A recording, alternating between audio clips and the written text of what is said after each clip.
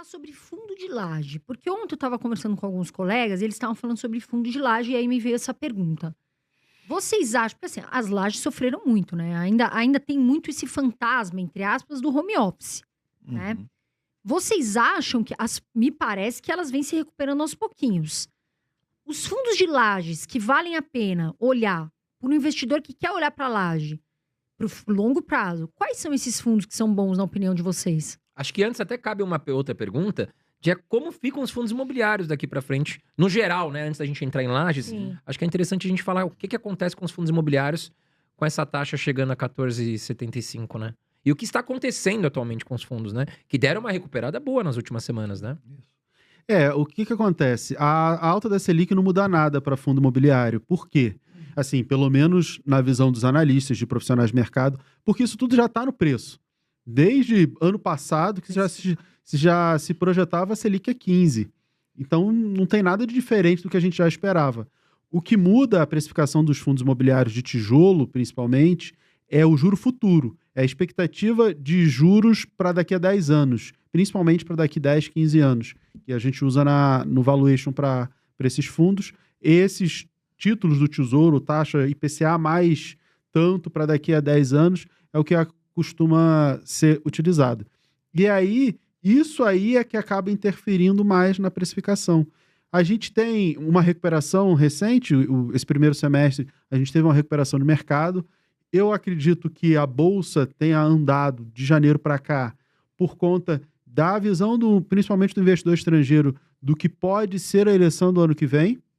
Então é difícil de desassociar a política, né, no movimento da Bolsa, mas muita gente começou a apostar que o governo atual não se reelege e o gringo, principalmente, o fluxo estrangeiro, ele está positivo esse ano na nossa Bolsa. Isso ajudou a recuperar.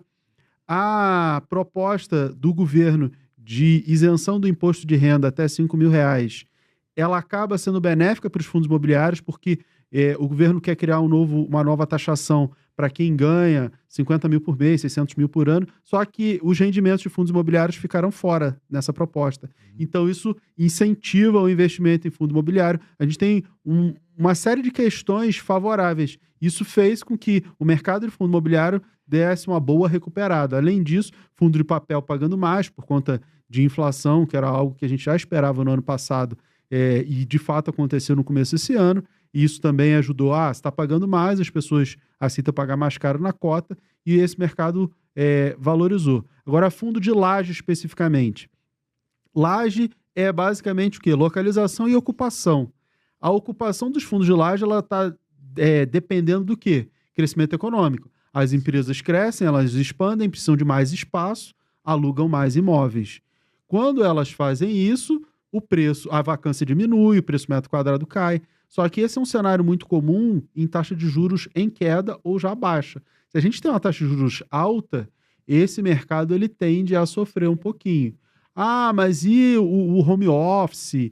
O home office meio que está ficando um pouco de lado, né? O home office vai acabar com os imóveis. Essa ideia, acho que ela já não existe mais.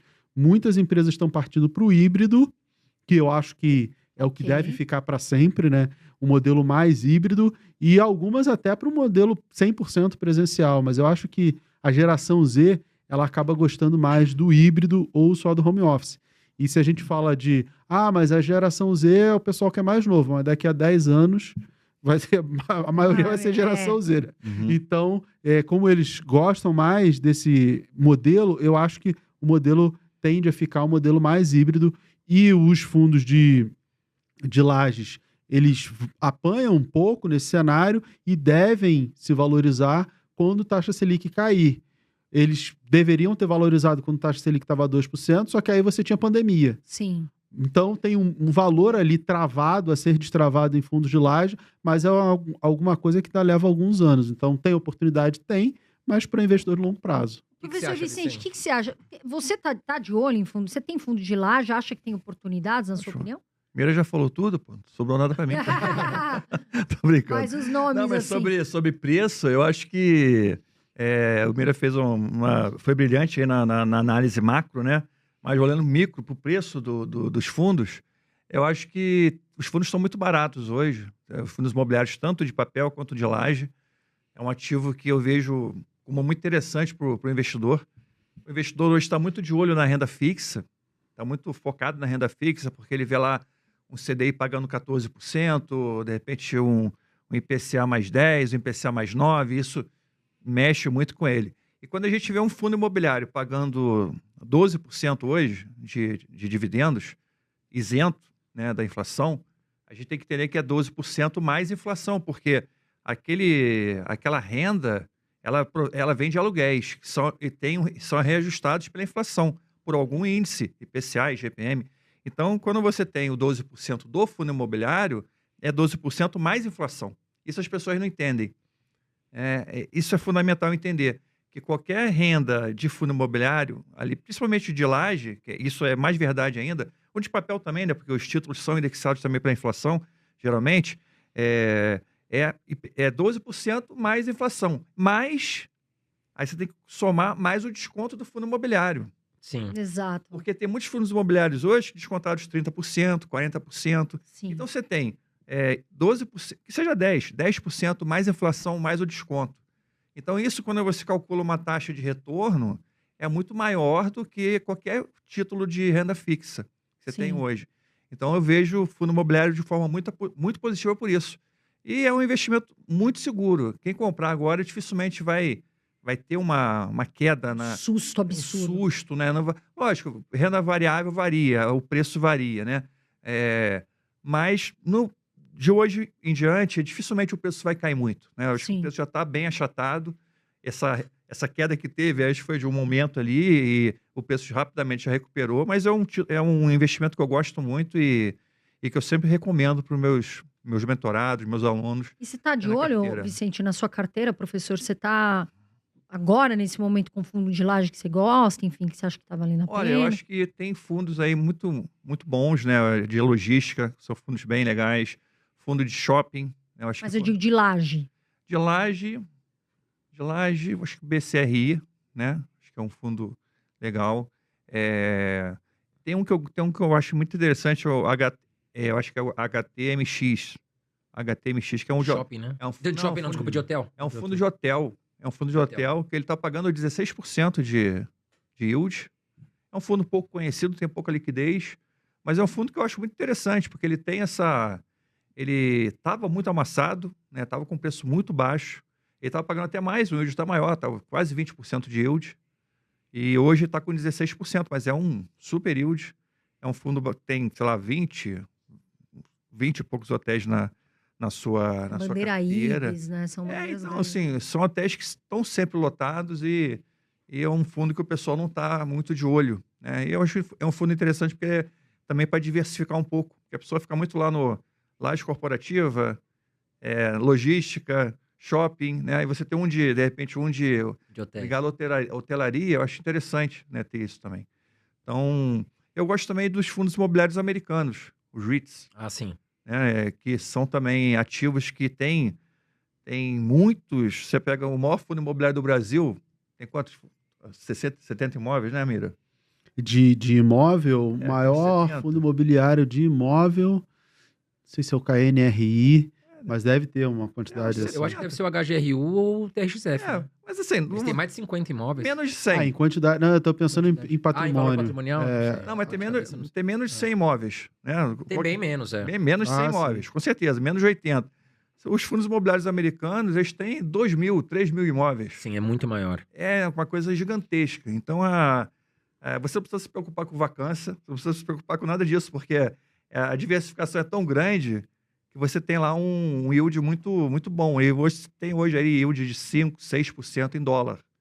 Alguns Numa até economia mais. menos volátil, né? Economia muito menos volátil. Então você tem aí, se conseguir ganhar 7%, 6% em dólar de dividendo, é muito bom. E com potencial de crescimento, que os REITs lá, eles têm maior potencial de crescimento. Exato. Porque a economia é uma economia que, se você olhar no longo prazo, a economia americana, ela cresce. Sim. De vez em quando tem uma queda, mas ela cresce no longo prazo. Essa é a grande justificativa para se investir em ativos dolarizados. Não, é porque o Brasil isso... Não é porque o Brasil é melhor, é pior, é porque aquilo ali... Mas você está investindo numa economia que cresce constantemente. Que investir no exterior. Você poderia investir na África, na Ásia, na Europa, Por que todo mundo investe nos Estados Unidos? Exato. Porque é a maior economia do mundo. E por que é a maior economia do mundo, embora a China tenha crescido pra caramba no passado? Porque é uma economia que cresce, cresce, cresce. Então, essa é a grande justificativa. E aí, quando você investe, por exemplo, em REITs, eles estão ali na economia, a economia na veia, né? O crescimento econômico na veia. Agora, se a gente for falar, porque assim, os fundos de papel foram muito atrativos, né? Muita gente comprou. Continuam atrativos, né? Continuam atrativos, mas assim, eu acho que já teve ali um time que o pessoal comprou bastante. Vocês acham que ainda tem, por exemplo, fundo de papel que é bom e que esteja barato? Porque o Mira, da última vez que veio aqui, falou, ó, tem alguns que já estão médios, já estão ali mais caros, já bateu o preço justo. O que vocês acham disso? O fundo de papel, ele acaba acompanhando a inflação, porque a imensa maioria é atrelada ao IPCA, né? Você tem 3, 4 aí que são atrelados à CDI. Então, ele acompanha a inflação. Como a gente teve uma alta de inflação do ano passado para cá, isso já refletiu no dividendo, e o dividendo já pagou mais, e os fundos a cotação acabou subindo. Então, tinha muita coisa abaixo de valor patrimonial, e hoje em dia já está mais difícil. Os bons fundos já estão muito próximos de valor patrimonial, os de papel. Então, você consegue outros fundos de papel abaixo do patrimonial e com desconto, sim. Mas, naturalmente, você vai ter que se expor a mais risco. Mas aí qual, por exemplo, professor? Digamos assim. Eu acho que o CPTS, que é uma recomendação minha, ele está abaixo do patrimonial, ainda está bem abaixo. Mas ele já está querendo meio que virar um FOF. Eu lembro que os mais tradicionais, eu gosto do KNSC, do HGRI, de vários de papel, eles já estão ali próximo do patrimonial, entendeu? Então, subiram bastante nas últimas semanas, né? O KNCR, que é mais para CDI, ele já os grandes e bons fundos já estão ali perto do patrimonial. Você vai ter que procurar fundos mais arriscados se você quiser desconto. Nesse cenário de juros mais altos, de risco maior, se os juros está mais alto, é porque a gente tem um cenário de risco maior. Você, para buscar mais retorno, você vai ter que correr mais risco. É natural, tá? Uma vez que o que é menos arriscado já teve essa... Eu comprei bastante. Eu comprei mais de 1 milhão no primeiro semestre só de fundo imobiliário, justamente para aproveitar essa alta que acabou acontecendo. Era meio que esperado. Eu falei para os alunos no final do ano passado, eu falei, fundo de papel vai subir no começo do ano que vem. Era esperado. No Clube FIA a gente já tinha feito essa análise também. E o que aconteceu? O fundo imobiliário ele é muito interessante porque as pessoas, elas acabam... O investidor, pessoa física, que é a maior parte que investe em fundo imobiliário, ele é reativo, né? O fundo tá pagando lá 1% ao mês. Aí naquele mês ele pagou 1,10%, ele pagou, anunciou, vai todo mundo lá e compra. Depois que ele anunciou, né, assim, se você comprar, talvez você não receba 1,10 no próximo mês, mas a galera vai e reage. Da mesma maneira, ele tá pagando 1,10, ele passa no mês seguinte pagar 1, todo mundo vende porque acha que ficou ruim. Ninguém faz a mínima análise. Um aluno meu estava perguntando de alguns fundos, o RPR, por exemplo, que caiu pra caramba o dividendo, a cota caiu, mas eles estão fazendo investimento, é um fundo de muito mais risco, né? É um high yield, é um high risk, que eu brinco, né? Tem muito mais risco, mas aí ele falou, não, mas ele tá fazendo investimento, de repente ele vai voltar a pagar. Eu falei, se ele voltar a pagar, a cota volta a subir, porque as pessoas olham apenas o dividendo. O investidor ele é muito reativo. Então, se a gente tem um dividendo maior, a cota sobe. É natural. Sim. Por isso que parte do mercado subiu também por isso. Professor Vicente, você gosta mais de fundo de papel ou fundo de tijolo? Se a gente fosse falar hoje. Assim. Eu gosto dos dois. Eu queria todos, né? Tem que ter a carteira diversificada, né? Eu já vi há algum tempo, até alguns... 2020, aquela época que o fundo estava bem na moda, né? Que a taxa de juros estava 2,5, né? E tá todo mundo falando de fundo imobiliário, o pessoal indo para fundo imobiliário. Eu já vi muita gente falar aí, vou comprar só fundo de papel, né? Então, eu acho que, lógico, estava muito atrativo naquela época o fundo de papel, mas tem que ter uma diversificação, né? Você tem hoje fundos de papel que pagam 15%, 16% aí de yield com uma certa segurança, sem muita maluquice, mas tem fundos de papel hoje que não tem como entrar, né? Você tem que ter muito cuidado. Você vê um dividendo lá de 20%, 25%, já suspeita que tem alguma coisa esquisita naquele fundo. Mas eu acho que o ideal é o investidor ter uma Diversificação. diversificação. Eu gosto de 30%, para não deixar de falar número, eu sempre falo, cara, para 30% em fundo de papel e 70% em fundo de tijolo, né? De repente uns 20% em FOF também. Eu acho que FOF tem seu valor, você está ali no mercado, e uns 50% em fundo de tijolo, ou 60%. Então, acho que depende muito do investidor isso também. Mas eu não tenho preferido, né? Eu entendo que o fundo de papel ele pode ser um pouco mais volátil, né? Ele tem oportunidades boas também. Você tem muitas oportunidades boas de fundo de papel.